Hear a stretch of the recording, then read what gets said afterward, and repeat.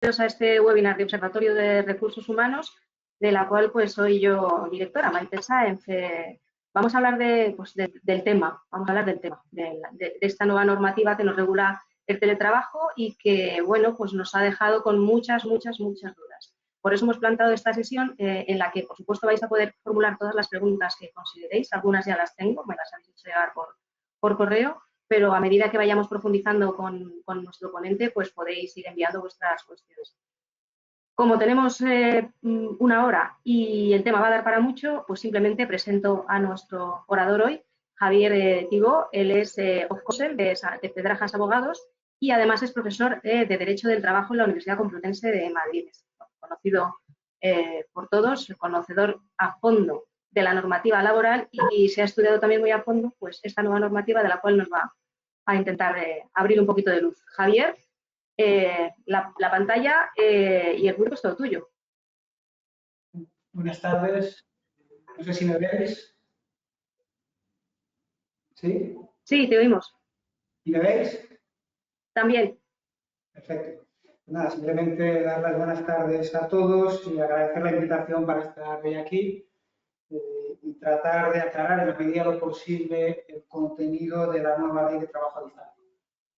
Si os parece bien, y me consulté, lo que voy a hacer es, de manera más breve posible, tratar de exponer el contenido de la norma y luego a continuación, al final, podríamos abordar las habituales dudas que hubieran surgido o las cuestiones que previamente habéis planteado.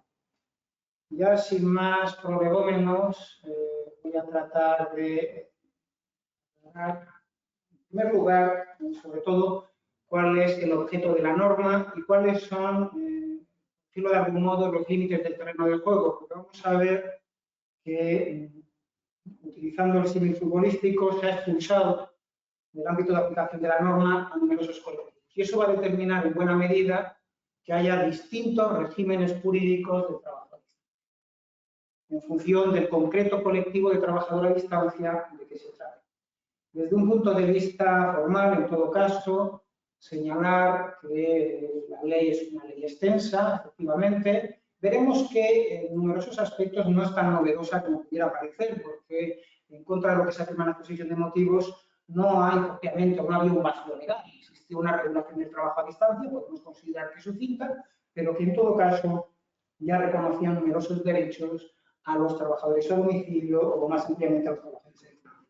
Se trata de 22 artículos, 7 disposiciones adicionales, 4 transitorias, 14 disposiciones finales, entre otras cosas porque se abordan aspectos o cuestiones en esas disposiciones que no necesariamente están vinculadas con el trabajo a distancia, sino con otras cuestiones relativas también a la situación de pandemia que estamos atravesando. Se trata o se divide la norma, se distribuye en 4 capítulos y 8 secciones, y precisamente lo que voy a hacer es seguir un poco el orden de esos capítulos en mi exposición. El capítulo 1 lo veremos a continuación, se refiere a las disposiciones generales, el ámbito de aplicación, que es un tema fundamental, pero que sobre todo hay que poner en relación, lo decía antes, con las disposiciones finales y adicionales y transitorias. También se recoge en ese capítulo primero la definición de teletrabajo, trabajo a distancia, y se parte o se establece un principio de igualdad y no discriminación que, digamos así, se desagrega o se concreta en determinados aspectos. Un capítulo segundo, que es probablemente una de las mayores novedades de esta ley, que se refiere al acuerdo de trabajo a distancia y que es particularmente relevante no en sí por el acuerdo, sino por lo que se dice a continuación en el artículo posterior sobre las posibilidades o las vías para modificar el contenido de ese acuerdo, que ese creo que es probablemente lo más relevante de esta ley. Un tercer capítulo que se refiere a los derechos de los trabajadores y, por último, las facultades empresariales, que se regulan de una manera muy breve. Les decía que lo primero que hay que hacer es determinar el ámbito de aplicación de la norma. Y respecto al ámbito de aplicación de la norma hay que estar en primer lugar al artículo 1, porque en el artículo 1 es donde se establece, perdón, el artículo 5, es donde se establece que esta norma se aplica a aquellos trabajadores en los que se den dos condiciones. Perdón, artículo 1. Trabajadores en los que se den dos condiciones. Les decía, la primera es que tiene que ser un trabajador subordinado, un trabajador sometido al Estatuto de los Trabajadores. Eso significa que queda fuera el trabajo autónomo y los TRAs. El trabajo autónomo y a los trabajadores autónomos, dependientes económicamente, no se les va a aplicar esta ley. Pero tiene que darse una segunda característica para que resulte aplicable la ley. Y es que dice la norma que ese trabajo que se realiza a distancia deberá hacerse con carácter regular. ¿Y qué significa que el trabajo a distancia se realice con carácter regular? Pues la propia norma, y eso sí, desde Alabar se ha encargado de concretar qué hay que entender o interpretar por tal regularidad. Y en concreto señala que solo se aplicará esta ley cuando al menos el 30% de la jornada, en un periodo de referencia de 3 meses, se realiza a distancia.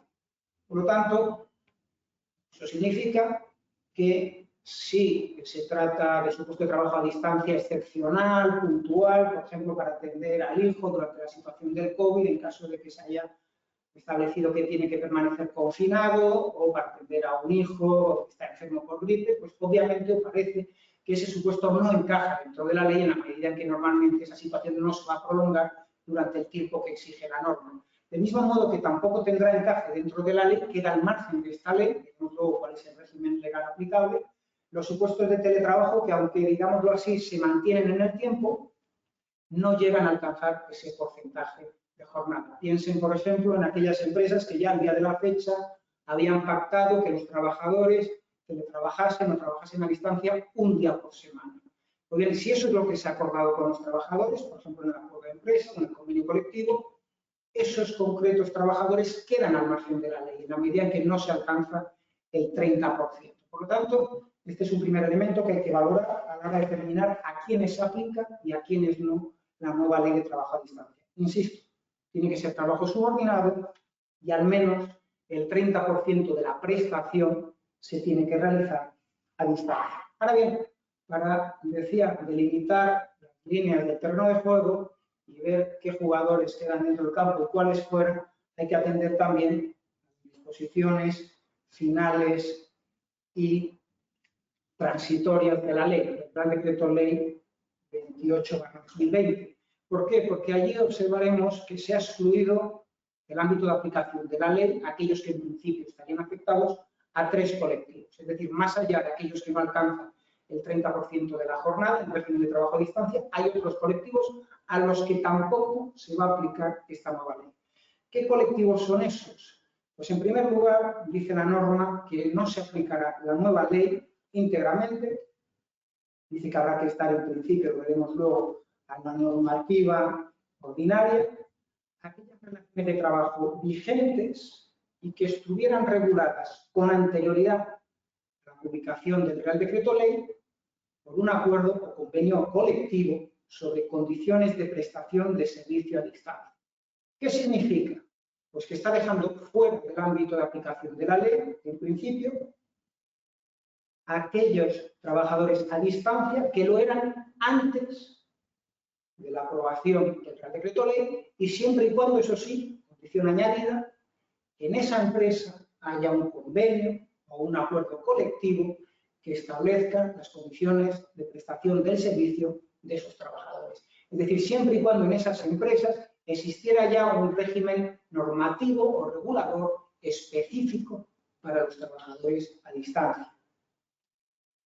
Añade la norma que la ley no se aplicará, eso sí, en tanto se mantenga en vigor el citado acuerdo o convenio colectivo.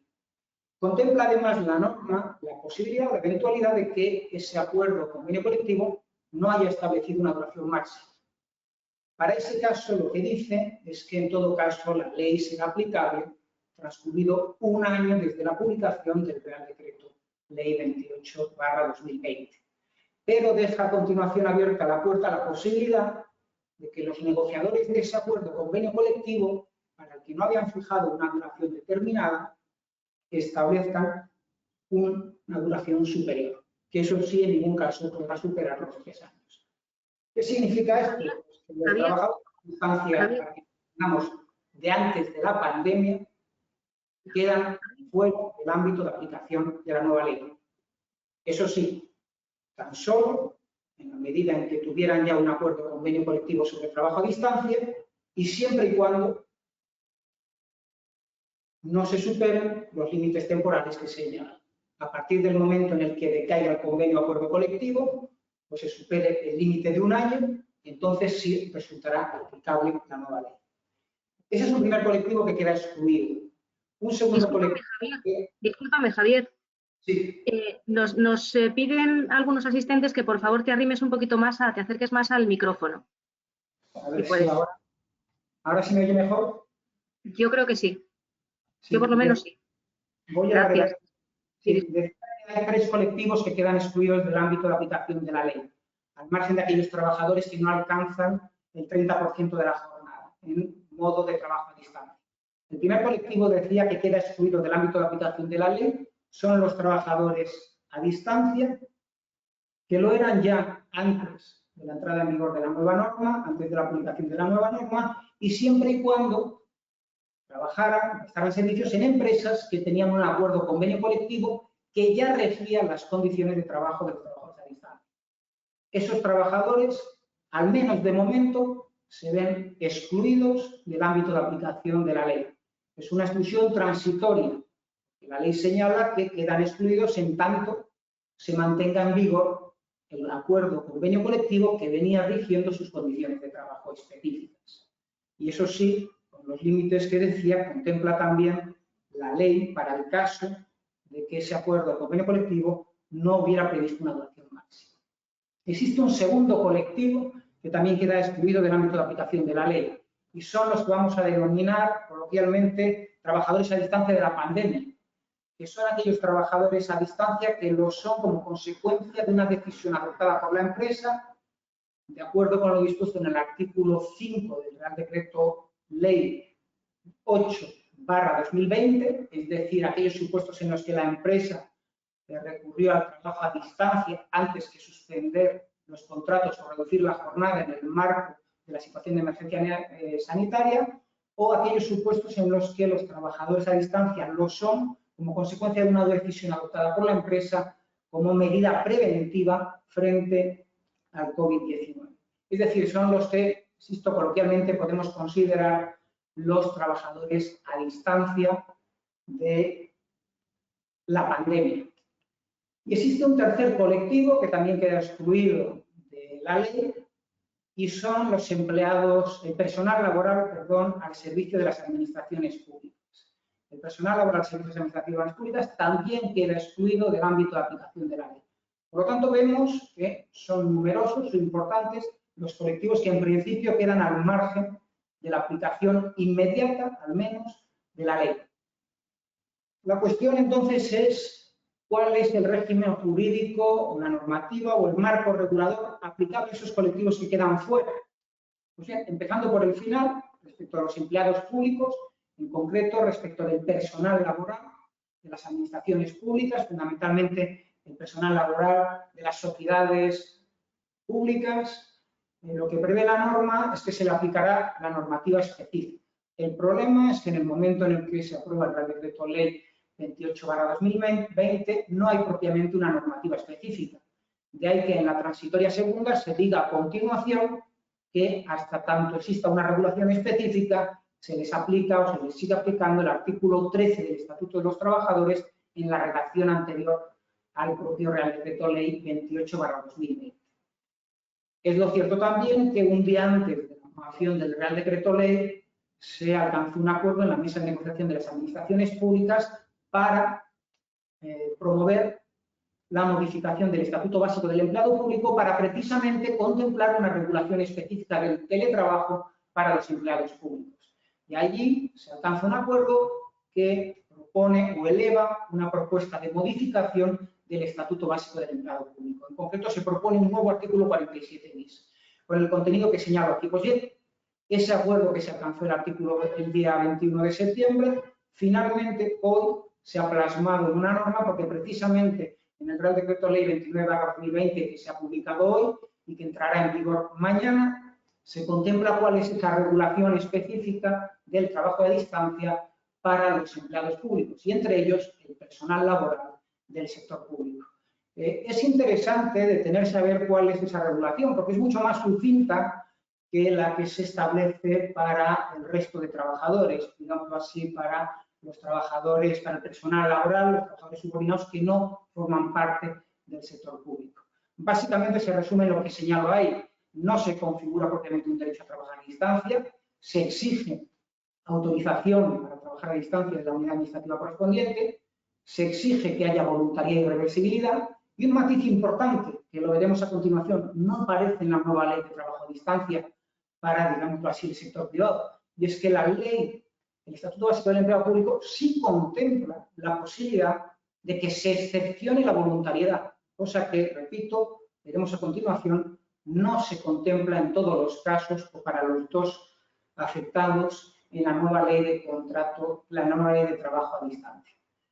Y luego una cuestión importante, la Administración asume, no puede ser de otro modo, la obligación de proporcionar los medios necesarios para teletrabajar, pero lo veremos también a continuación, no con la misma extensión que se le impone al resto de empleadores.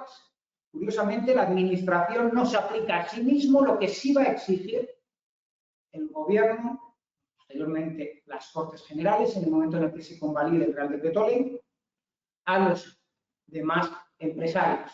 Porque la Administración Pública únicamente tiene la obligación de proporcionar los medios tecnológicos necesarios para la realización de la actividad de trabajo a distancia o teletrabajo. Nada más. No se habla del resto de medios, equipamientos necesarios, ni el resto, ni se establece una obligación de asumir o de abonar o de compensar por los gastos en los que incurran los trabajadores a distancia. La única obligación de la Administración es la de suministrar los medios tecnológicos. En cualquier caso, este es el marco regulador que a partir del día de mañana va a regir las relaciones de trabajo a distancia en el sector público. ¿Qué sucede con los que eran trabajadores a distancia antes de la pandemia y que venían rigiéndose ya por una regulación convencional, ya fuera un convenio o un acuerdo colectivo? ¿Cuál es el marco normativo aplicable hasta tanto se les aplique la nueva ley? Es decir, mientras no decaiga ese convenio o acuerdo colectivo que regula las condiciones de esos trabajadores a distancia. Pues básicamente habrá que estar a la regulación normativa ordinaria, aplicarles el Estatuto de los Trabajadores como cualquier otro trabajador. ¿Qué significa? Pues que tienen derecho a la no discriminación, por lo tanto tienen derecho a recibir la misma retribución que cualquier otro trabajador que realiza las mismas funciones, pertenece al mismo grupo, tienen derecho a la formación y a la formación profesional.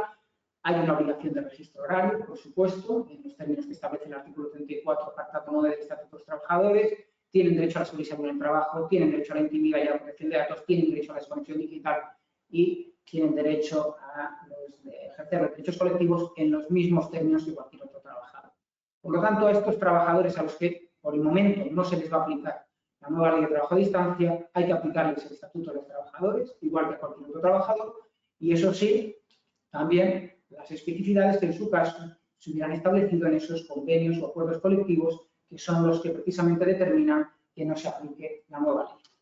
Y por último tenemos el tercer colectivo que decía se ha visto excluido del ámbito de aplicación de la nueva ley, que son los trabajadores a distancia de la pandemia, los que de algún modo se han visto empujados a trabajar a distancia, teletrabajar como consecuencia de la situación de emergencia sanitaria.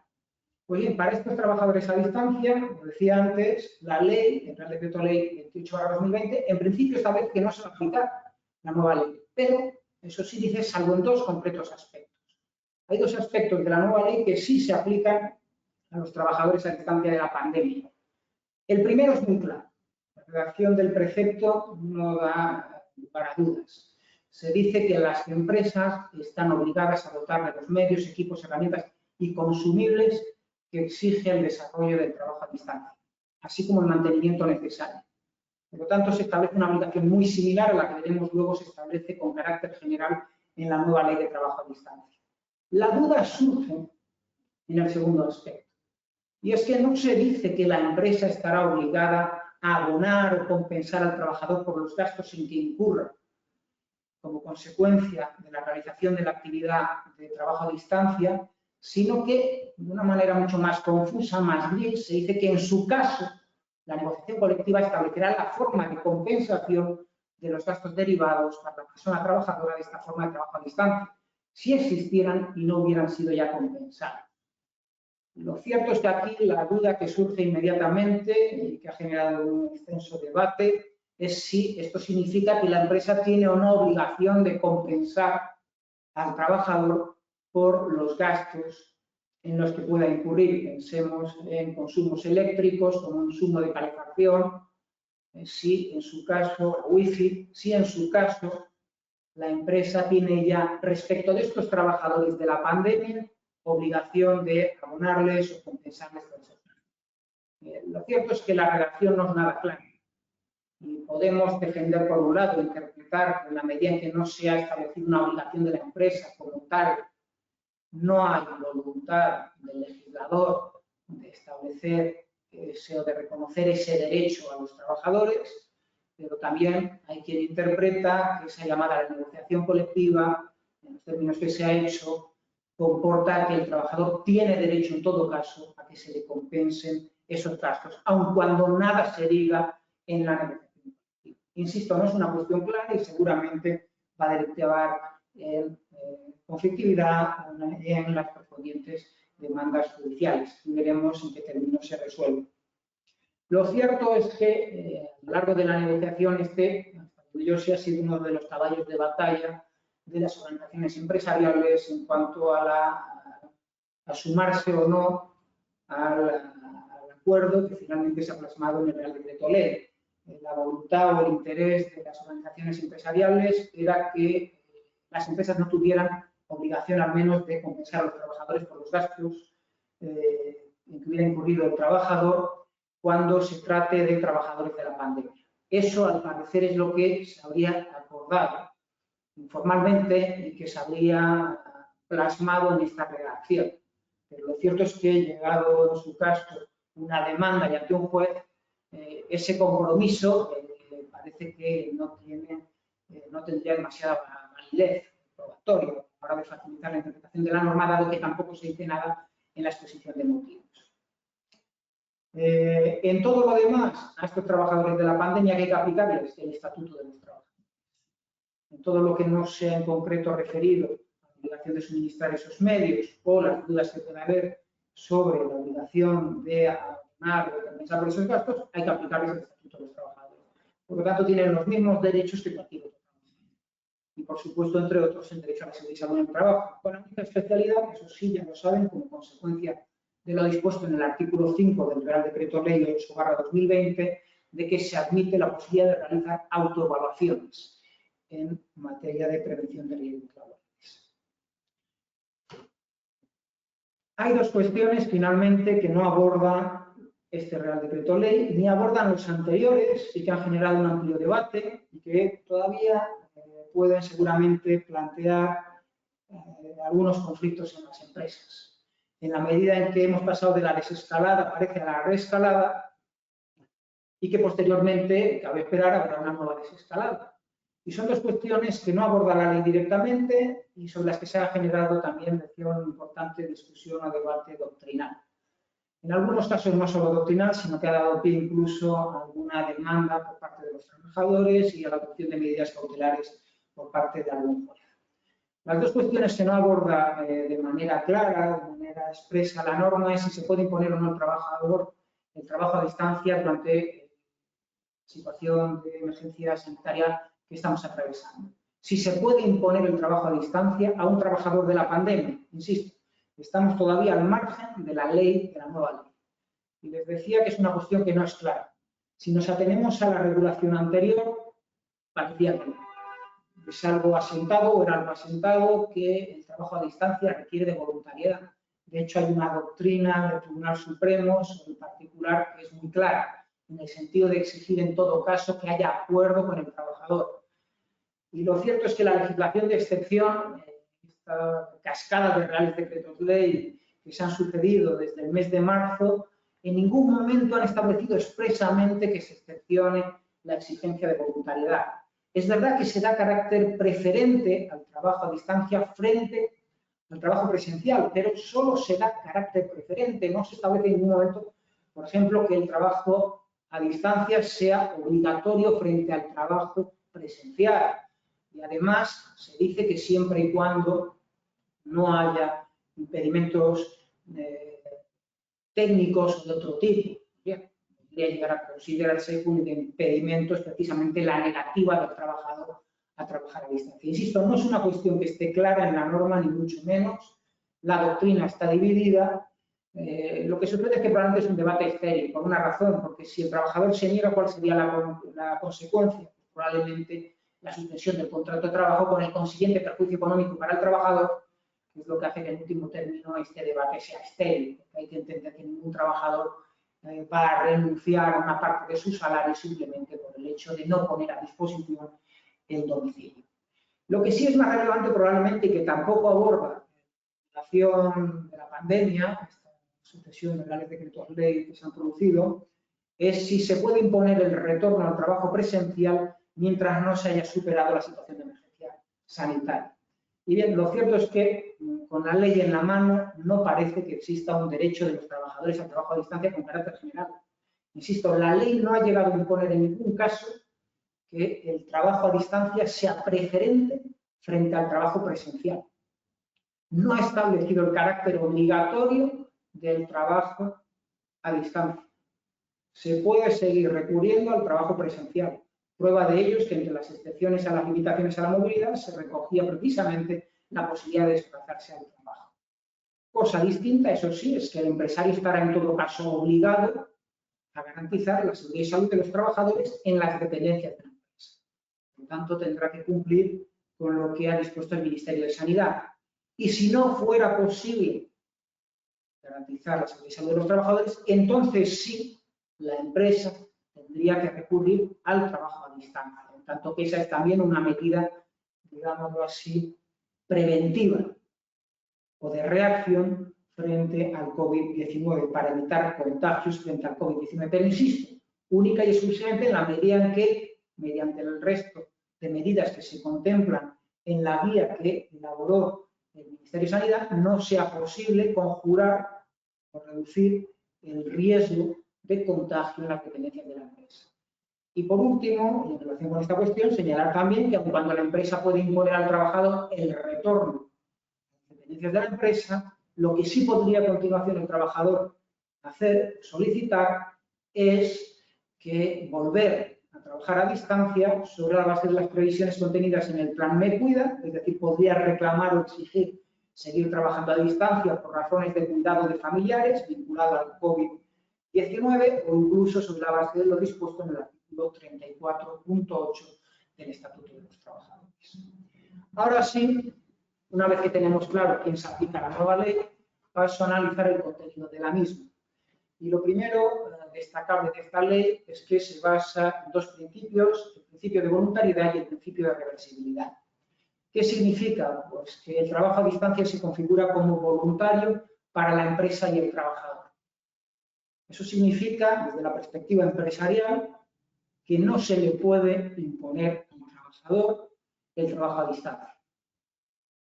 No se puede recurrir a la modificación sustancial de condiciones de trabajo. Ya lo dijo en su día el Tribunal Supremo, era una cuestión que parecía clara, ya con la anterior normativa, ya el artículo 13 del Estatuto de los Trabajadores exigía un acuerdo, y en esos términos se manifiesta también el acuerdo europeo, el acuerdo marco europeo sobre trabajo a distancia, pero ahora, de manera expresa, de manera clara, lo señala el legislador. No se puede imponer al trabajador el trabajo a distancia. Hace falta contar con su acuerdo. Hay que llegar a un acuerdo con el trabajador a distancia. Eso significa además que no se le podrá imponer ninguna sanción, ni será causa justificativa de la extinción del contrato de trabajo, ni de la modificación de las condiciones de trabajo, el hecho de que el trabajador se niegue a trabajar a distancia. La negativa del trabajador a trabajar a distancia en ningún caso será causa justificativa de despido ni de modificación de las condiciones de trabajo. Lo que sí cabría, habida cuenta que no se ha establecido lo contrario en la ley, es, en su caso, suspender el contrato de trabajo. Si el trabajador a distancia se negara, lo que cabría en su caso plantear es una suspensión del contrato de trabajo a distancia, siempre y cuando eso sí hubiera una causa que justifica la adopción de la decisión, más allá de la mera negativa del trabajador. Una causa productiva, una causa organizativa que justificara esa decisión empresarial. Y lo que no se contempla, y es llamativo, es una excepción a esa regla general. desde la perspectiva empresarial. No se contempla en la nueva ley la posibilidad de que se imponga el trabajo a distancia por razones de fuerza mayor. Es decir, pensando en que en el futuro se pueda reeditar una situación como la actual, el legislador no se ha adelantado y no ha previsto la posibilidad de que se pueda imponer el trabajo a distancia al trabajador. Insisto, el trabajo a distancia, desde la perspectiva de la nueva ley, es en todo caso, deberá ser en todo caso, voluntario para el trabajador, con independencia de cuál sea la necesidad de la empresa. Hace falta el acuerdo del trabajador. En paralelo, en correspondencia, hace falta también el acuerdo de la empresa. No se configura, no se reconoce un derecho general del trabajador al trabajo a distancia. El trabajador a distancia no puede exigir, no puede imponer con carácter general el trabajo a distancia a las empresas. Hace falta un acuerdo. Lo que sucede es que aquí sí hay excepciones. Hay supuestos en los que un trabajador va a poder imponer, va a poder exigir el trabajador a distancia a la empresa. Por lo tanto, el principio de voluntariedad sí se excepciona para una de las partes. Y es cuando lo solicite el trabajador por razones de conciliación familiar, ya sea en el momento actual por razón del plan Me Cuida, ya sea a medio futuro, como consecuencia de lo establecido en el artículo 34.8 del Estatuto de los Trabajadores. Recuerden que ese artículo reconoce a los trabajadores un derecho a solicitar el trabajo a distancia, junto al derecho a solicitar la adaptación de la jornada de trabajo. Recuerden que lo que allí se prevé es que habrá que estar a los términos del convenio colectivo y si nada previsto el convenio colectivo, habrá que entrar en una negociación con el trabajador. Pero puede ser que al final no se llegue a un acuerdo con el trabajador, porque ese derecho no es un derecho absoluto, la empresa puede oponer razones organizativas, razones productivas, y puede ser que al final se deniegue la solicitud del trabajador, que se rechace la pretensión del trabajador. Pues bien, ese trabajador puede acudir a los tribunales y, llegado el caso, un juez podría llegar a imponer a la empresa el trabajo a distancia.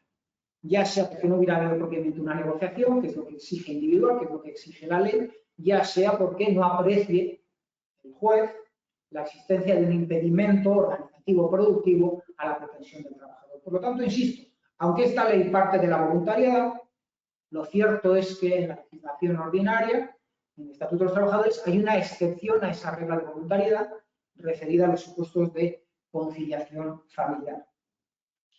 Y les decía que junto al principio de voluntariedad se recoge el principio de reversibilidad, que según la norma comporta que la decisión de trabajar a la distancia será reversible para la empresa y la persona trabajadora. Este derecho de retorno, por decirlo de algún modo, solo se reconoce obviamente a aquellos trabajadores que previamente habían trabajado presencialmente en la empresa. Aquellos que desde un principio han teletrabajado no tienen lógicamente un derecho de retorno como tal, pero sí se les reconoce, en otro artículo del Real Decreto Ley, una preferencia, una prioridad para ocupar puestos de trabajo presenciales. Y además establece una obligación de la empresa de informar a esos trabajadores a distancia. Lo relevante en este punto es que el artículo añade a continuación cómo se ejercita ese derecho. Dice que podrá ejercerse en los términos establecidos en la negociación colectiva o en su defecto en los fijados en el acuerdo de trabajo a distancia. Claro, la cuestión que surge aquí a continuación es qué pasa si nada se ha previsto sobre el ejercicio de ese derecho, ni en el convenio colectivo ni en el acuerdo de trabajo a distancia. ¿Puede la empresa exigir el retorno del trabajador en un momento dado porque concurra una causa técnica, una causa organizativa, si nada se ha previsto en el acuerdo ni en la negociación colectiva?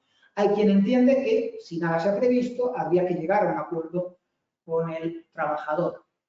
Yo me decanto por entender que cabría, lo razonable es entender que cabría recurrir al ejercicio del mero ius variandi o, en todo caso, adoptar la decisión sobre la base del dispuesto en el artículo 41 del Estatuto de los Trabajadores, como una modificación sustancial de condiciones de trabajo.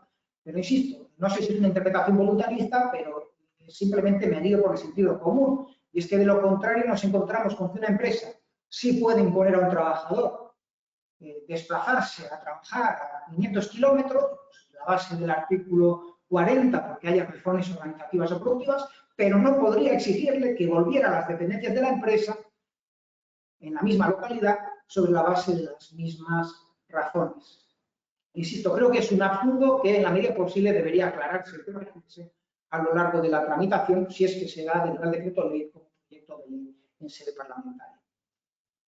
En todo caso, para conjurar, para evitar ese riesgo que les señalaba, mi consejo particular es que se contemple este concreto aspecto en los acuerdos de trabajo a distancia. Es fundamental que en el propio acuerdo se contemple la posibilidad de desistimiento o bien en unos supuestos determinados o con carácter general, que se reserve la empresa la posibilidad en cualquier momento de desistir del acuerdo. Y así, en cierto modo, recupera esa capacidad de gestión que del otro modo puede ser que se vea muy limitada. Eso sí, con la obligación, lo veremos a continuación, de preavisar con una antelación determinada. A continuación, la ley regula lo que denomina obligaciones formales y que fundamentalmente se sustancia en una obligación de realizar un acuerdo de trabajo a distancia por escrito. Y además, lo más relevante, con un contenido mínimo, porque ya existía antes de esta ley la obligación de realizar el trabajo a distancia por escrito, además existe una obligación de proveer a los trabajadores en general de determinada información, también por escrito. Aquí la novedad está, lo veremos a continuación, en el contenido mínimo de ese acuerdo. Se dice que ese acuerdo puede incorporarse en el contrato inicial o realizarse en un momento posterior, pero que en todo caso el acuerdo deberá realizarse por escrito y con anterioridad a que se inicie la prestación de trabajo a distancia. Se indica también que se tiene que entregar una copia a la representación legal de los trabajadores en un plazo no superior a 10 días y que se tendrá que enviar también una copia a la oficina de empleo. Es decir, en términos muy similares a lo que ya se contempla para el contrato de trabajo cuando se celebra por escrito. Es interesante, importante señalar que en esa disposición transitoria se contempla que la empresa dispone de 3 meses para formalizar o adoptar el acuerdo individual de trabajo desde que el Real Decreto Ley 28/2020 resulte de aplicación. Por lo tanto, aquí va a haber que distinguir en función del colectivo. Si son trabajadores de antes de la pandemia, pues habrá que esperar a que la ley, a que el Real Decreto Ley les resulte aplicable y entonces se tendrá que formalizar por escrito ese acuerdo. Si son trabajadores a distancia que no están excluidos, que no forman parte de los colectivos que están excepcionados, tendrá que contarse esos 3 meses a partir de la fecha de entrada en vigor, fecha de publicación, al día siguiente a la fecha de publicación, perdón, de los 20 días, porque si no recuerdo mal, son 20 días de la entrada en vigor del Real Decreto Ley 28/2020. Y por último, se ha modificado la LISOS para establecer que no formalizar por escrito dicho acuerdo constituye una infracción administrativa grave. Les decía que es relevante, lo más relevante probablemente, y se lo digo por lo que viene a continuación, es el contenido mínimo de ese acuerdo. Sin duda, se puede explicar por las particularidades de esta forma de prestación el detalle con que el legislador señala cuál deba ser el contenido de ese acuerdo. Pero les llamo la atención sobre las limitaciones a la gestión del trabajo de los trabajadores a distancia que el contenido mínimo de este acuerdo comporta para las empresas como consecuencia de lo que diré a continuación. En todo caso, pueden comprobar, lo que aquí se establece en la ley es que deberá constar el inventario de los medios a utilizar, la numeración de los gastos, la forma de compensarlo, el momento de pago. Algo muy relevante, por lo que les voy a decir a continuación, tiene que constar el horario de la persona trabajadora y también cuáles sean las franjas de disponibilidad del trabajador. También es muy relevante, por lo que les diré a continuación, que tiene que constar el porcentaje de trabajo presencial y de trabajo a distancia, así como la distribución. También tiene que constar el centro de trabajo al que queda adscrito el trabajador y en el que realizará la parte de jornada de trabajo presencial. Tiene que constar el lugar del trabajo a distancia, entendemos que es su domicilio normalmente, la duración del periodo del plazo de preaviso para el ejercicio de las situaciones de reversibilidad. Aquí, insisto, sería conveniente no solo contemplar el plazo, sino también en qué circunstancias se puede la empresa, puede el trabajador revertir la situación.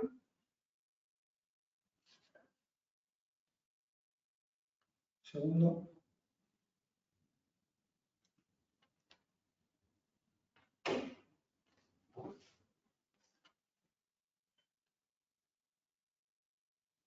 Sí, un segundo, porque pone que se va a apagar la televisión. Sí, decía que deberá constar también los medios de control de la actividad, empresarial, el procedimiento a seguir en caso de que se produzcan dificultades, las instrucciones en materia de protección de datos, las instrucciones que tenga que dar la empresa sobre seguridad de la información y la duración del trabajo a distancia. Con todo, les decía, lo más relevante en este punto es que a continuación el artículo siguiente establece, no sé si me ven porque yo me he quedado sin pantalla. ¿Me ven?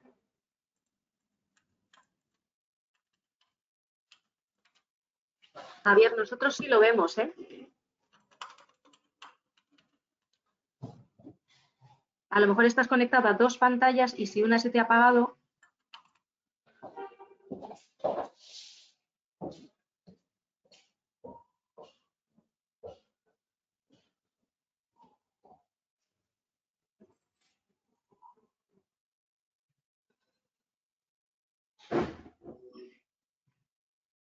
Ahora vemos un mensaje de Orbit.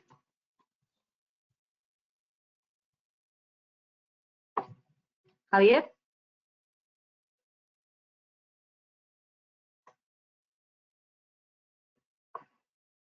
Javier, ¿nos escuchas?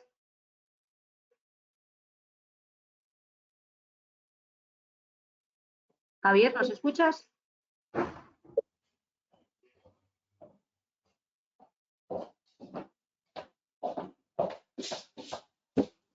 Javier, ¿nos escuchas?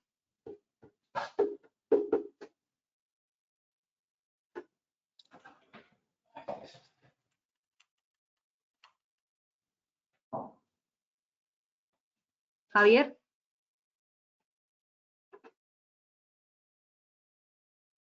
No te escuchamos.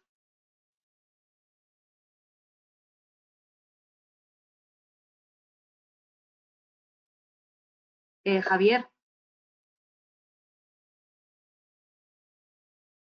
El caso es que soy el ruido de fondo, pero no, a ti no te escuchamos.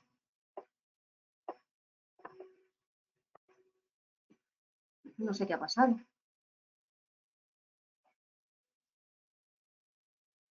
Hola, Javier. A ver, ¿qué hay aquí? Ah, se ha quedado sin conexión, estoy viendo. Hola, buenas tardes. ¿Hablas con Javier Quiroz? Ah, hola Marisa. Es que veo que se ha quedado sin conexión. Sí, eso parece. Dile que se conecte por teléfono, por favor, y yo le voy pasando las slides. ¿Vale? Las instrucciones las tiene en el mismo correo del...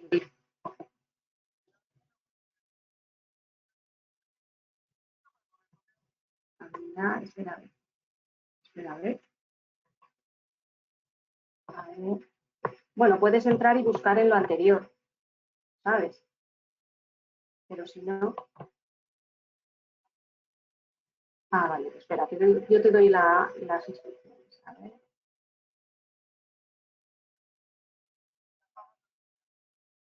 Sí, es como si se hubiera quedado... yo creo que se ha quedado... Debe estar con dos pantallas a lo mejor, la grande arriba y el ordenador abajo, y no se le... Y una se ha debido quedar sin conexión.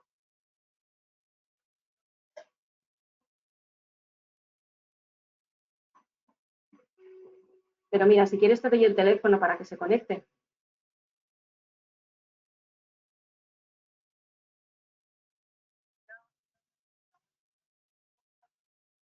A lo mejor ha sido un corte de luz, no lo sé. Bueno, pues nada, a ver si le escuchamos de nuevo. A ver, asistentes.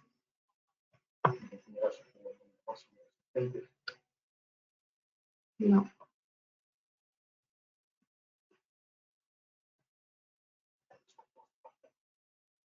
¿Sí? Sí, te oigo. Sí, te oigo.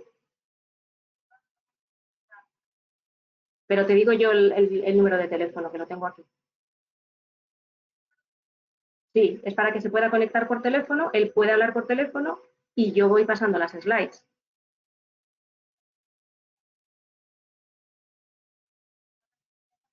93 275 2011. Eso es.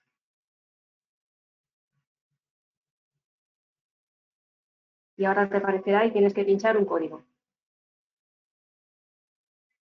353.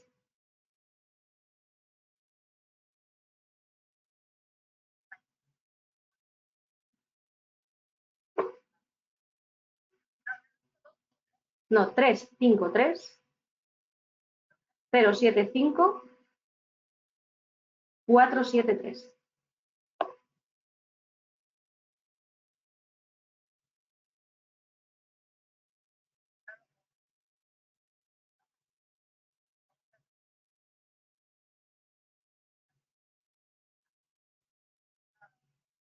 A ver si es que tenéis...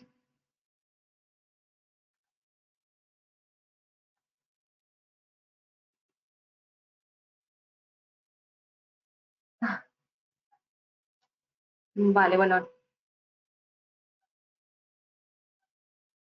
Con un teléfono móvil que no sea de empresa, que a lo mejor lo que tenéis es un problema de la... Claro, de centralita. Por lo que estoy viendo, sí.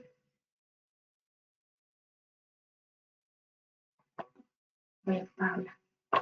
Si me escucháis, bueno, me escucháis todos los asistentes. Disculpadnos que me estáis escuchando hablar con Javier y con su asistente y espero que lo solucionemos en nada. Pero cuando la tecnología, en este caso el servicio de Internet y de luz se caen, ya no es cuestión nuestra. Lo siento muchísimo.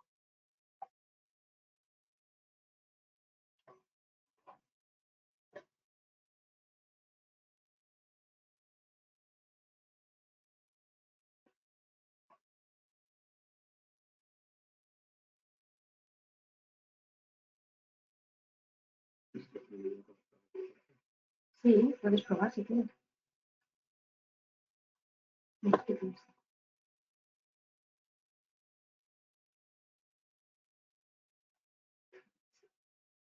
¿Puedes probar esto? Sí.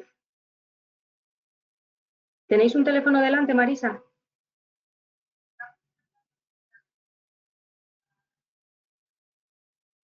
¿Con el ordenador?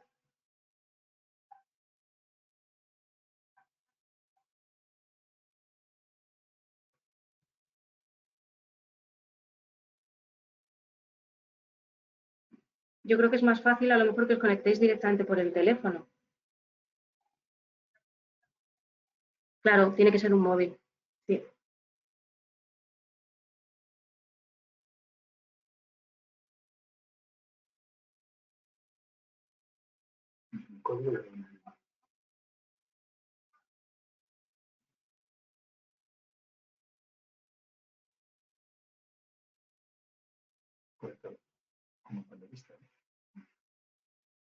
Claro, no.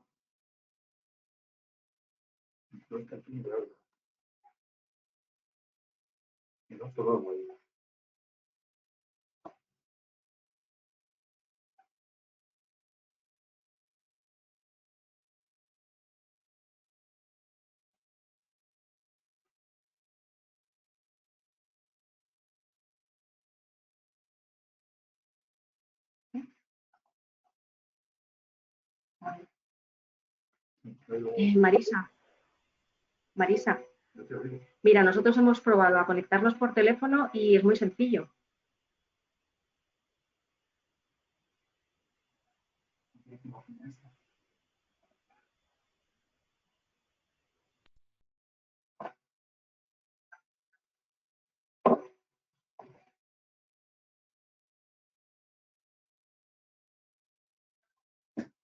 ¿Sí? Vale, de acuerdo. Entonces espero, mira, ya os veo aquí otra vez. Vale. Me están preguntando, sí, a ver, todavía no os veo y no os oigo porque no tenéis activada la cámara. Activad vuestra cámara y vuestro micro y perfecto. Y seguimos. La cámara ya está, ¿vale? Ahí se os ve. Ahora si queréis la podéis desactivar y ya está el micro y ya podemos seguir.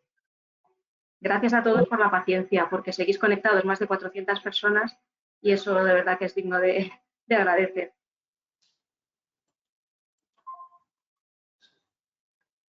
Javier, Sí. adelante.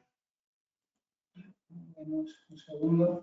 Voy a tratar de que se ve la... Sí, se ve perfectamente la presentación. A ti no se te ve, pero la presentación sí. Un segundo.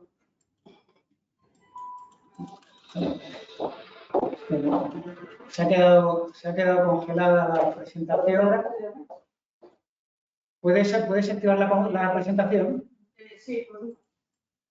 ¿Me oyes? Eso es que la carguéis de nuevo, Javier. Cerradla y la volvéis a abrir porque si habéis tenido problemas de conexión es muy posible que se haya quedado congelada o pillada.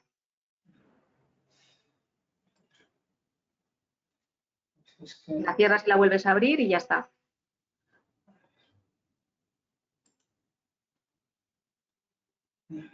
Un segundo.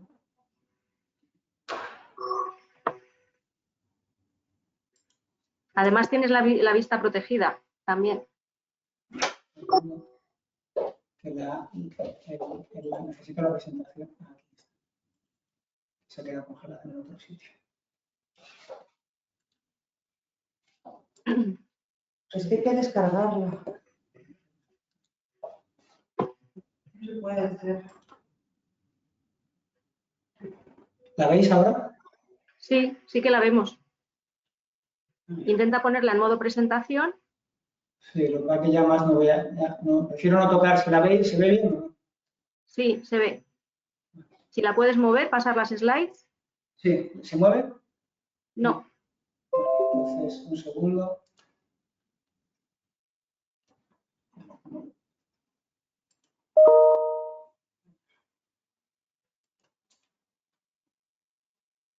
¿Te la descargo? De todas maneras, Javier, nos quedan, por lo que veo, quedan 3 slides, ¿no? Con esta presente. No, queda alguna más. Queda alguna más. De todas formas. Aquí.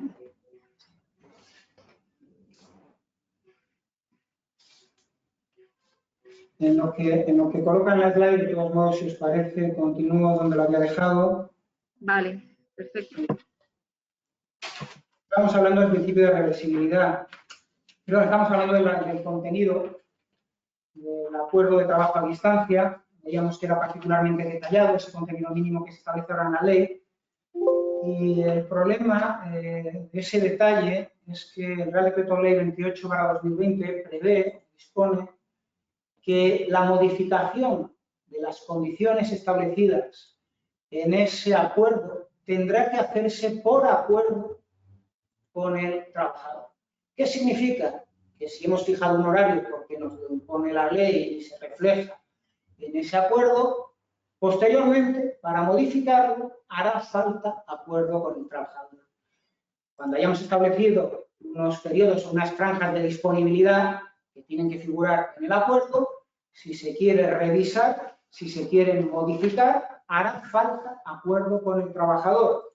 Si se quiere modificar el porcentaje de presencialidad para reducirlo, por ejemplo, o para ampliarlo, hará falta acuerdo con el trabajador. Si se quiere modificar el centro de trabajo al que está adscrito el trabajador, hace falta acuerdo con el trabajador. ¿Qué significa todo esto? Que se ha limitado de una manera sustancial la capacidad de gestión, el poder de dirección del empresario.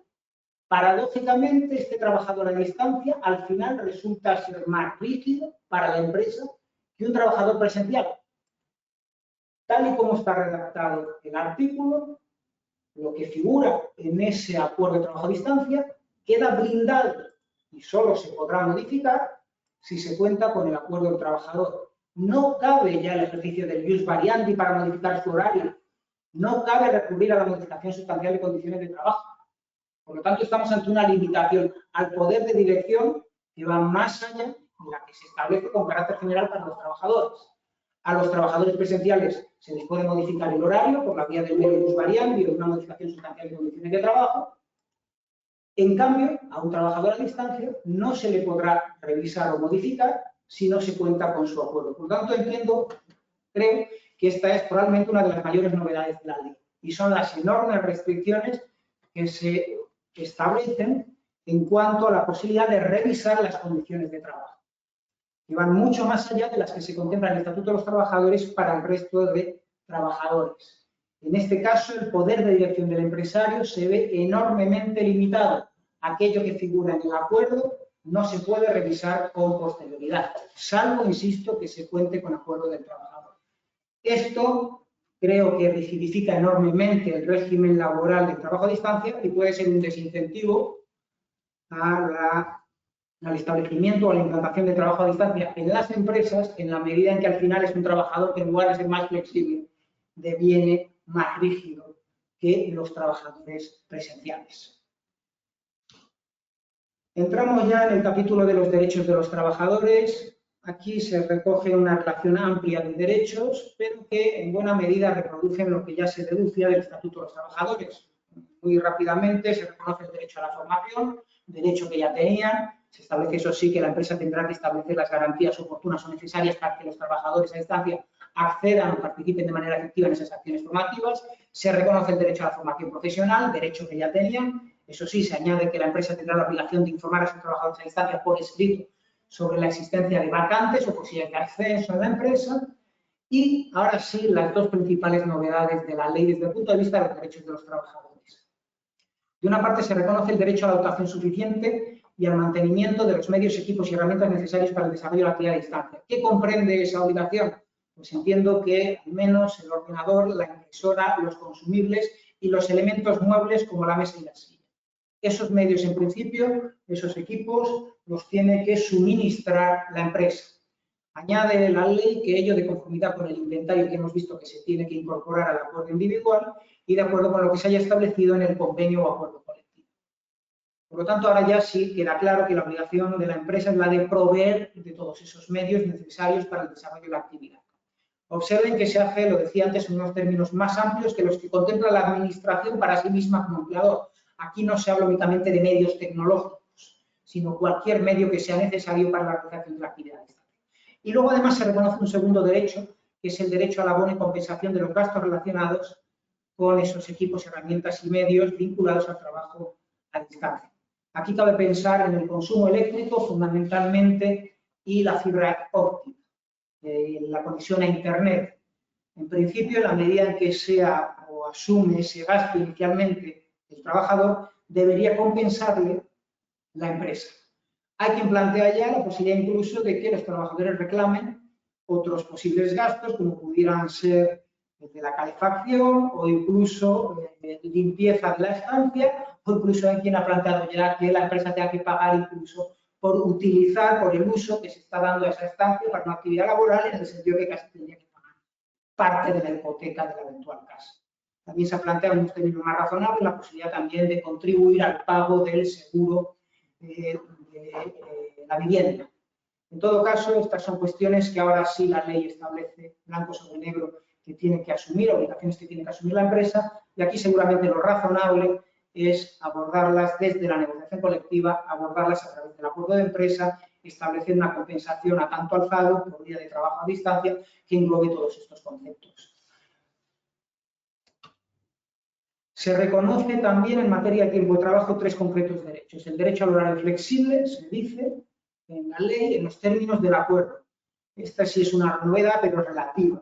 Es verdad que al resto de trabajadores no se les reconoce como tal un derecho al horario flexible. Lo que yo decía, lo que sucede es que, decía relativa por una razón, porque son muchos los límites que se establece a esa libertad del trabajador para conformar o configurar su horario.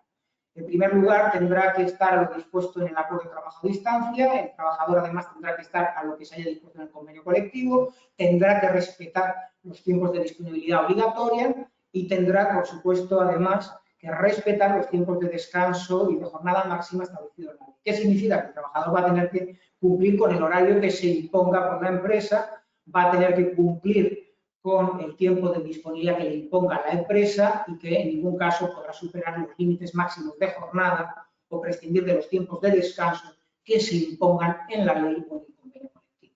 En segundo lugar, se reconoce el derecho al registro horario en unos términos muy parecidos a los del artículo 34.9 del Estatuto de los Trabajadores, porque este es un precepto que sí se ha descafeinado a lo largo de la negociación de la ley como consecuencia del proceso de diálogo social. Inicialmente se preveía que deberían registrarse otros muchos aspectos, entre ellos los tiempos en los que se interrumpe la prestación, el trabajo, las pausas que se realizan. También se debería registrar, según se planteó inicialmente, los tiempos que se dedicaban a la realización de tareas que estuvieran directamente conectadas con la prestación de servicio a distancia y demás. Finalmente, la redacción se mueve en unos términos muy similares a los del artículo 34.9 y parece que lo que exige en todo caso simplemente es que conste el momento de inicio y finalización de la jornada. Y en tercer lugar, se reconoce el derecho a la desconexión digital, pero también en términos muy similares a los que ya se contempla para el resto de trabajadores en el artículo 88 de la Ley Orgánica de Protección de Datos Personales y Garantía de Derechos Digitales. Al final, lo que se exige es que la empresa establezca una política interna que defina las modalidades de ejercicio de este derecho. Pero ni se ha concretado cuál es el alcance o el contenido mínimo de este derecho, ni se han establecido obligaciones añadidas para la empresa. Por lo tanto, insisto, las novedades en este punto en materia de tiempo de trabajo son escasas. Se reconoce también el derecho a ejercer los derechos de naturaleza colectiva, no me voy a detener sobre el particular, simplemente que la empresa tendrá que establecer mecanismos y herramientas que faciliten a los profesionales trabajadores comunicarse con los trabajadores y en particular disponer de un tablón virtual. Y se reconoce también el derecho a la seguridad y salud en el trabajo. En este punto sí me voy a detener por una razón, porque aborda nuevamente la cuestión o el asunto de la evaluación de riesgos. Y lo hace de una manera hasta cierto modo confusa en un principio, pero que parece al final reconocer, que no lo dice con esos términos, la posibilidad de que se realicen autoevaluaciones. Es decir, esa solución que se ha dado para la pandemia parece que, en último término, también se va a reconocer, se le da carta de naturaleza para el futuro.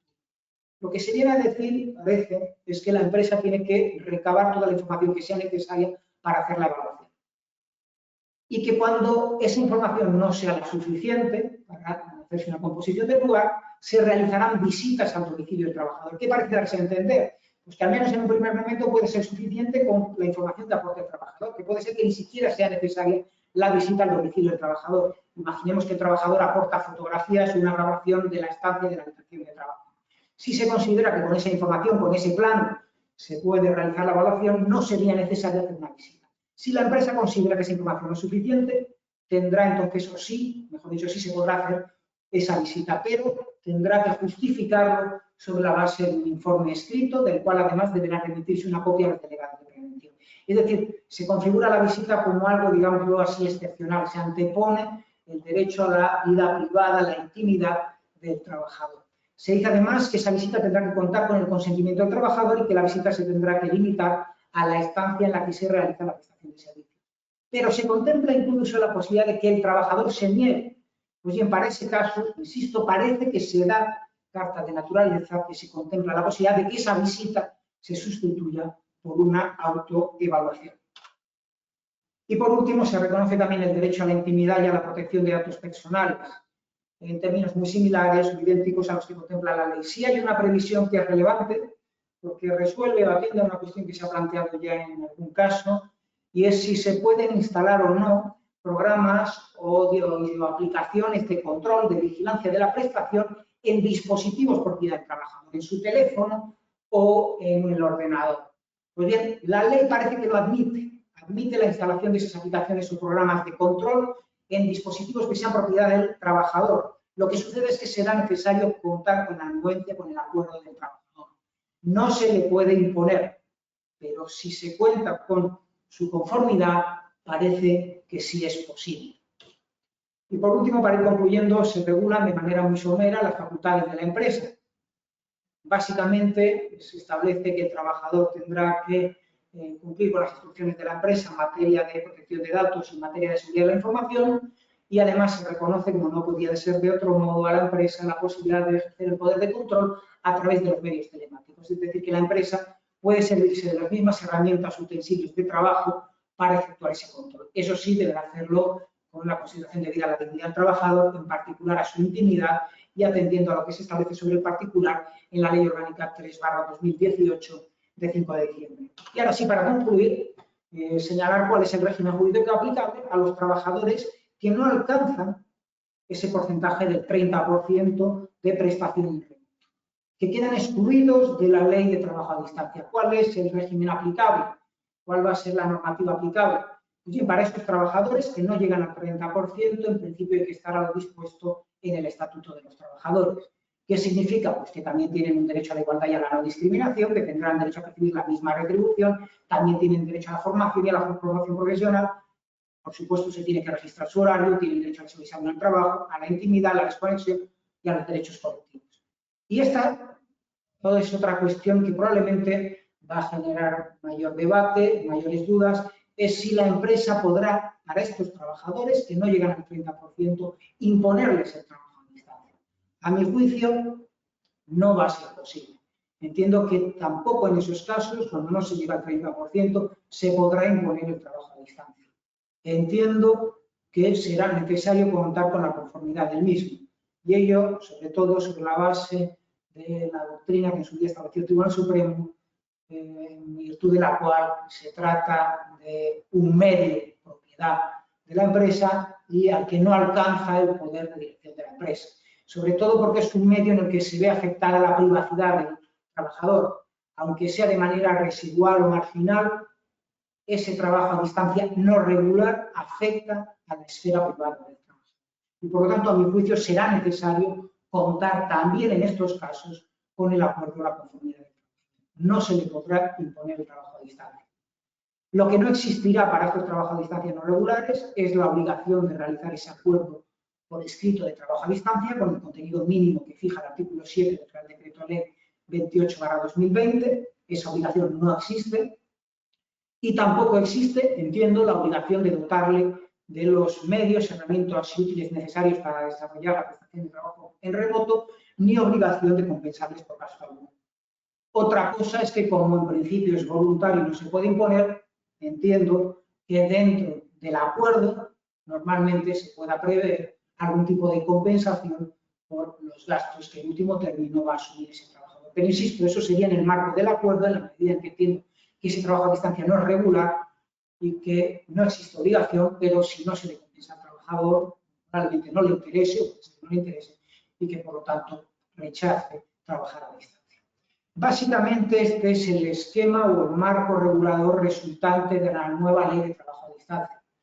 He tratado en la medida posible de sintetizar ese contenido y he tratado en la medida posible también de resolver las posibles dudas que tengo. Entiendo que podría tener algunas cuestiones a las que no haya contestado o haber generado incluso alguna nueva y estaré encantado en todo caso de responder a las mismas si lógicamente hay tiempo para ello. Muchas gracias. Muchas gracias a ti, Javier. Vamos a con algunas de las dudas, aunque no sé si nos va a dar tiempo a repasarlas todas, si no, pues te las pasaría por privado e intentaríamos contestarlas con posibilidad. La primera, de Carolina. Las personas que estamos teletrabajando por COVID y por prevención desde casa, ¿no tenemos que firmar ningún documento para reflejar si se hace debido a esta situación? Si se hace, perdón, no he oído, si se hace. Debido a la situación de pandemia.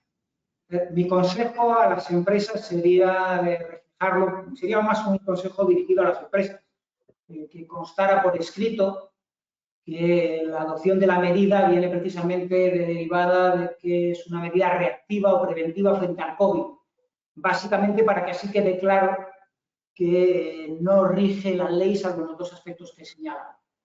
La ley no lo impone porque es verdad que en ningún momento se impone que se tenga que establecer por escrito que el trabajo a distancia en este caso es consecuencia del COVID-19, porque la ley no lo impone, no lo prevé. Lo único que prevé la ley es que cuando sea una consecuencia no se aplicará la ley. Por lo tanto, insisto, previsión legal sobre el particular no hay un mandato legal. Pero mi consejo en todo caso sí es que en la medida posible se formalice por escrito, pero sobre todo para que así quede claro que es un supuesto que queda fuera del ámbito de aplicación, o es un trabajador que queda fuera del ámbito de aplicación de la ley. ¿En ningún caso se puede esperar que se genere un derecho adquirido de teletrabajo? Como consecuencia de la situación actual, es decir, aquellos trabajadores que están trabajando como consecuencia del COVID no tienen, entiendo yo, o no genera un derecho adquirido. Existe una posibilidad de retorno. La empresa puede imponer el retorno.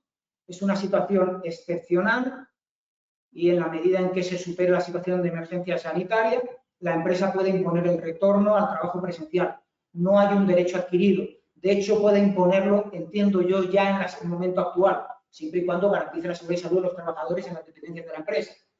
Otra cosa es que un trabajador pueda solicitar seguir trabajando a distancia si la empresa le exige el retorno sobre la base de lo dispuesto en el Real Decreto Ley 8/2020, es decir, sobre la base del plan de cuida, o que ese trabajador pueda solicitar trabajar a distancia por razones de conciliación.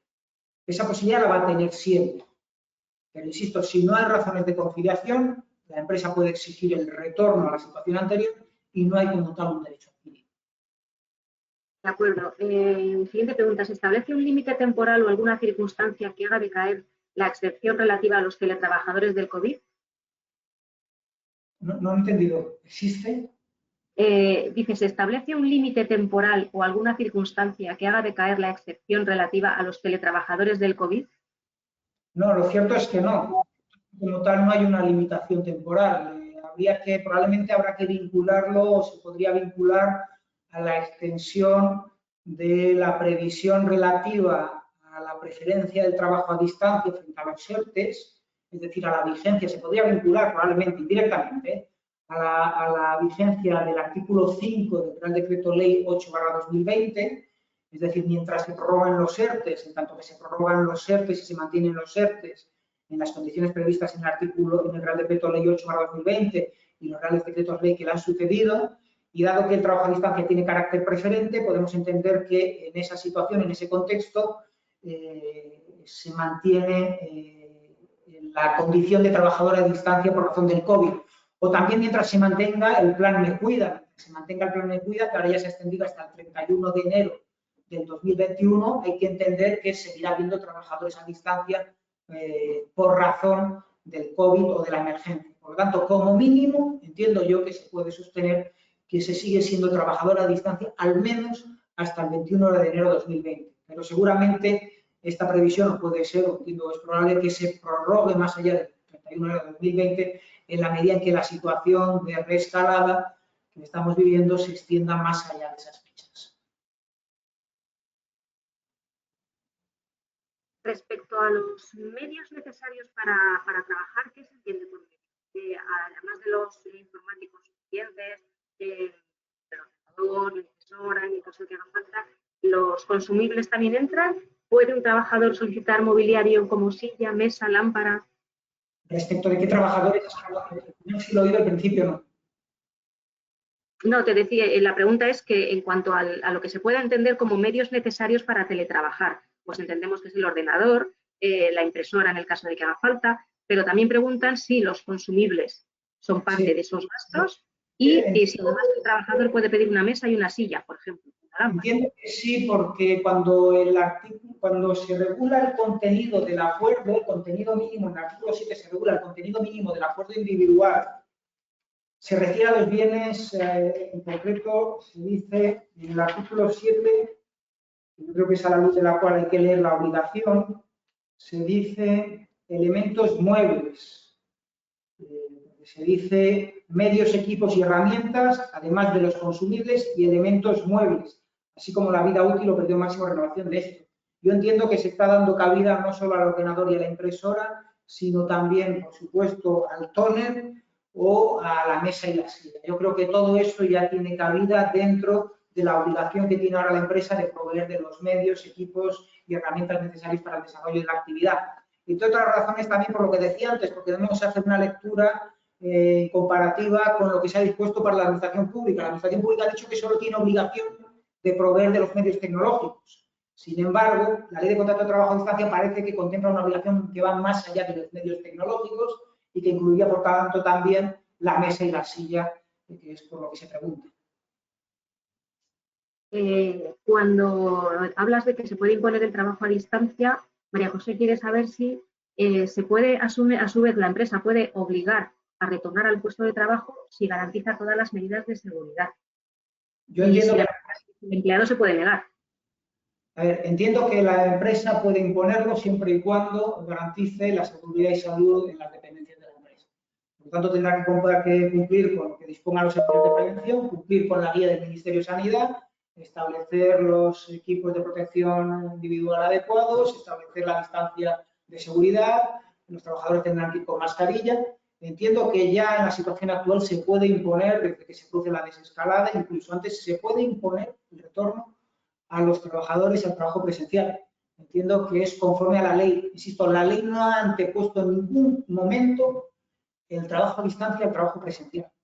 Lo que ha antepuesto la ley es el trabajo a distancia a los ERTES, pero es otra cuestión distinta. Pero entre trabajo a distancia y trabajo presencial, la ley no establece una prioridad o preferencia. Lo que sí exige la ley, eso sí, en todo caso, es que se garantice la seguridad y salud de los trabajadores. Por lo tanto, si se garantiza la seguridad y salud de los trabajadores, a mi juicio se puede imponer el retorno a las dependencias de la empresa.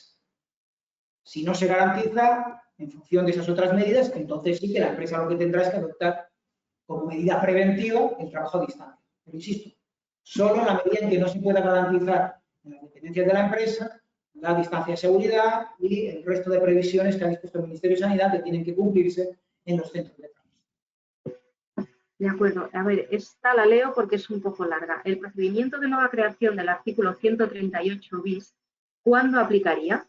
Si el acuerdo es voluntario para ambas partes, ¿qué situación puede derivar en reclamación? Si fuera relacionado con el artículo 34.8 del Estatuto de los Trabajadores, ¿sería de aplicación el procedimiento del artículo 139 del RJS? Esta respuesta requiere ya de más extensión. Esta la podría contestar por escrito. Sí. Vale, de acuerdo. Yo también creo, porque es compleja. A ver, siguiente pregunta. Para las empresas que una vez entra en vigor el Real Decreto Ley se rijan por la disposición transitoria tercera, ¿también tendrían 3 meses para formalizar los acuerdos con los trabajadores o al regirse la relación laboral por el Estatuto regirá otro plazo? A ver, la disposición transitoria tercera se refiere en concreto a los que hemos llamado trabajadores a distancia de la pandemia. Aquí lo que se dice es que mientras se mantengan en esa situación les sigue aplicando la normativa laboral ordinaria. Y la única especialidad que se establece es la obligación de dotarles de los medios y de compensarles en los términos confusos que he señalado antes, eventualmente de los gastos. A mi juicio, respecto de estos trabajadores, no existe obligación, insisto, esa es mi interpretación, de celebrar el acuerdo individual de trabajo por escrito, mientras sean trabajadores de la pandemia. En el momento en el que dejen de ser trabajadores de la pandemia, pongámonos por ejemplo, el 31 de enero del 2021, el 30 de enero de 2021, a lo mejor en ese momento, si esos trabajadores ya dejan de ser trabajadores de la pandemia, porque se ha superado la situación de emergencia sanitaria, porque ya no hay ERTEs vinculados al COVID, porque el plan Me Cuida no se prorroga, a partir de esa fecha, en la medida en que eso sería ya aplicable la ley, porque entiendo que sería esa fecha cuando sería íntegramente aplicable la ley, sería cuando empezaría a correr el plazo de los 3 meses para realizar ese acuerdo de trabajo a distancia. Insisto, yo creo que en el momento actual no existe obligación alguna. La obligación será en el momento en el que se supere la situación de emergencia sanitaria, si esos trabajadores a distancia siguen realizando su prestación laboral desde el domicilio. Si fuera así, entonces sí, la empresa tendría 3 meses para celebrar el acuerdo por escrito. Si lo que impone es el retorno al trabajo presencial, entonces no habrá obligación alguna de celebrar ese acuerdo. Un trabajador puede decidir desplazarse a trabajar fuera de España durante el tiempo en el que teletrabaje y Carolina quiere saber si eso tiene que quedar reflejado en un acuerdo que además incluya la duración de esa permanencia en el extranjero y, sobre todo, quién tiene que asumir en este caso los costes de desplazamiento. Y entiende que el empleado, ¿verdad? En el acuerdo tiene que constar el lugar desde el que el trabajador va a realizar la prestación. Y en la medida en que eso tiene que figurar en el acuerdo y que en principio como regla general, es un acuerdo y es autorizado, entre comillas, por la empresa tiene que prestar su conformidad. Y allí tendrá que constar si va a trabajar en un domicilio o en otro, si lo va a hacer en su lugar de residencia de vacaciones eventualmente, todo eso tiene que figurar en el acuerdo, o si lo va a hacer en el extranjero. Y, por supuesto, si la decisión es del trabajador de realizar su prestación desde el extranjero, la empresa no va a asumir el gasto derivado del desplazamiento de ese trabajador al extranjero. Porque, insisto, es una decisión del propio trabajador, no es una decisión impuesta por la empresa. Es el trabajador el que acuerda con la empresa, en su caso, eventualmente, que trabaje desde su domicilio y, eventualmente, desde el extranjero. Pero en la medida en que es una decisión del trabajador hacerlo desde el extranjero, no le viene impuesto por la empresa, entiendo que los gastos del desplazamiento los tiene que asumir el trabajador. Pero, insisto, siempre y cuando sea una decisión, digámoslo así, del trabajador, no impuesta por la empresa. No estamos ante un supuesto de traslado, estamos ante un supuesto de trabajo a distancia, en el que simplemente el trabajador lo que comunica es que su domicilio no está en España, sino que va a estar en el extranjero. Si es así, entiendo yo que la empresa no tiene que asumir gasto alguno. Distinto es que la empresa le imponga el trabajar desde el extranjero, que sea la impuesta la que le haya impuesto desplazarse al extranjero y desde allí teletrabajar. Si fuera así, entonces sí que tendríamos que plantearnos que la empresa tenga que asumir determinados gastos. Pero por eso creo que es importante distinguir en función de quién toma la decisión de que realice su prestación desde el extranjero. Si es el propio trabajador por iniciativa propia, la empresa no tiene que asumir gasto alguno derivado de la deslocalización. Mercedes quiere saber en qué situación quedan los acuerdos individuales que se han negociado con un trabajador para que teletrabaje, pero que no están reflejados en convenio colectivo. Claro, no están, son negociaciones individuales. Dice, ¿se le tiene que seguir manteniendo este teletrabajo en el marco del Estatuto de los Trabajadores o hay que aplicarle el nuevo Real Decreto? A ver, si es un trabajador a distancia de una empresa y venía que no tiene acuerdo o convenio colectivo, pasa a estar sometido a la nueva ley. Siempre y cuando, insisto, no sea un trabajador a distancia, reacción o consecuencia del COVID-19. Es un trabajador a distancia que ya lo era en el año 2019 y que, eso sí, en su empresa no había acuerdo o convenio colectivo, pero que sí había suscrito un acuerdo individual. Pasa a estar sometido a la nueva ley. ¿Qué significa esto? Que en aquellos sí, en que le beneficie o le mejore ese acuerdo individual, el trabajador va a mantener las condiciones de ese acuerdo individual. En aquello otro, en lo que, digamos, que resulte más beneficioso lo previsto en la nueva ley, habrá que estar a las previsiones de la ley. De acuerdo. Eva pregunta, hola Eva, que sé quién eres, por cierto, gracias. ¿Qué tipo de formación se debe dar a los teletrabajadores y desde cuándo? Me imagino que es para realizar sus trabajos en esta modalidad. La ley lo que prevé es que tiene que dársele, por una parte, una formación, parece, previa, vinculada directamente con lo que es el trabajo a distancia, que va a ser una formación fundamentalmente preventiva, pero no solo, se le va a tener que informar y formar sobre los riesgos del trabajo a distancia. Y esto sí que es particularmente relevante, porque, y eso es un pero que le podemos poner a la ley, que no haya hecho una llamada a la particular responsabilidad que va a tener el trabajador a la hora de velar por su seguridad y salud. Es verdad que es una obligación que impone la Ley de Prevención de Riesgos Laborales, el trabajador tiene obligación de velar por su seguridad y salud, pero en este caso, si cabe, es más importante algo en la medida en que hay una distancia. Muy bien, partiendo de esa circunstancia, es fundamental que para que ese trabajador pueda velar por su seguridad y salud se le haya informado previamente sobre los riesgos y las medidas de protección inherentes al trabajo a distancia, fundamentalmente vinculados a los temas de organización, por supuesto económicos, pero también organizativos y psicosociales. Por lo tanto, hay una primera formación que es básica, que es fundamental, que es preventiva. La otra formación pues, será una formación fundamentalmente vinculada también al trabajo a distancia, pero más de tipo organizativo, para que esa experiencia de trabajo a distancia llegue a buen puerto y no fracase. Eso es una parte. Pero luego hay otra formación, que es la formación que recibe cualquier trabajador, es decir, la formación que se le da al trabajador en función de su puesto de trabajo, de sus funciones. La misma formación que tiene cualquier otro trabajador de la empresa. Esa también se le tiene que facilitar al trabajador a distancia.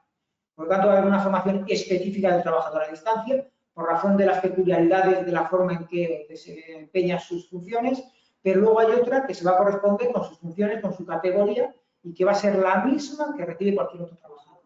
Y ahí lo que sí prevé la ley es que se tienen que arbitrar por parte de la empresa las medidas oportunas para garantizar que los trabajadores a distancia puedan también recibir esa formación que vamos a denominar generalista, que se refiere a cualquier trabajador de la empresa. Por lo tanto, insisto, respecto de la formación, una formación específica del trabajo a distancia, fundamentalmente preventiva, pero no solo, y luego una formación que es generalista, dirigida al conjunto de trabajadores de la empresa, y respecto de la cual los trabajadores a distancia tienen que tener o disponer de los medios necesarios para poder recibirla. Sobre el tema de la prevención y de la posibilidad, claro, de trabajar desde distintas localizaciones, pues lo que comentábamos antes, alguien que va al extranjero o que simplemente pues, cambia de provincia dentro de España. Preguntan cómo se hace en esos casos el tema de prevención de riesgos.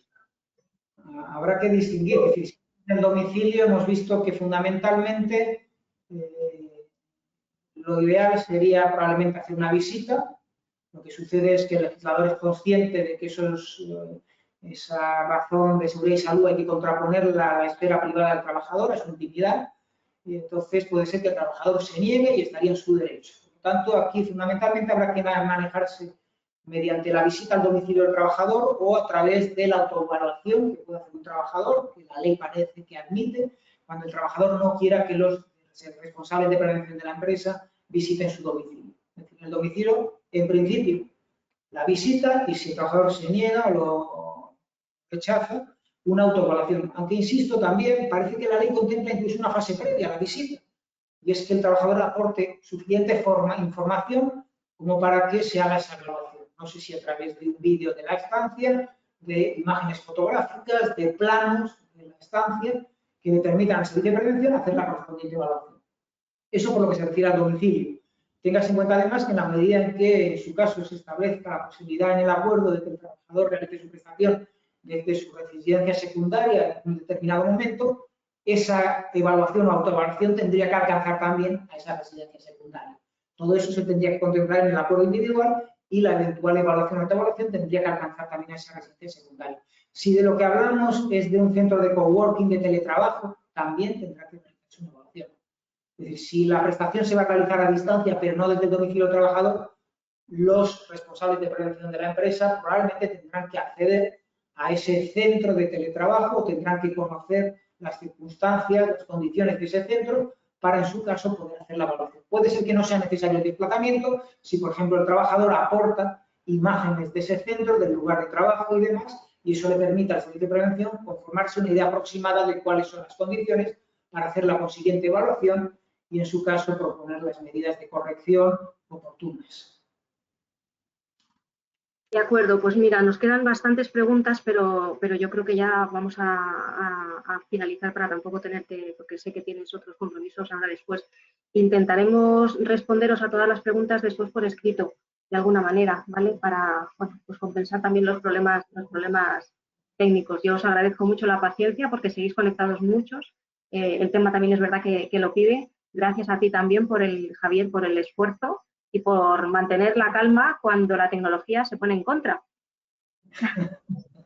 En casa de herrero, cuchilla de palo, ya se sabe. Hablamos de nuevas tecnologías. Bueno, nos pasa a todos y ahora además que la utilizamos de manera muy intensiva, pues nos damos cuenta de pues, que también falla y que además hay que asumirlo con naturalidad, tranquilidad, porque es la única manera de controlarla, además, y de encontrar el punto en el que volvamos a retomar nosotros el control. Lo dicho, muchas gracias a todos. Y cuidaros mucho, que estamos en tiempos de seguir en ello, ¿vale? Un abrazo y hasta otra ocasión. Gracias. Gracias.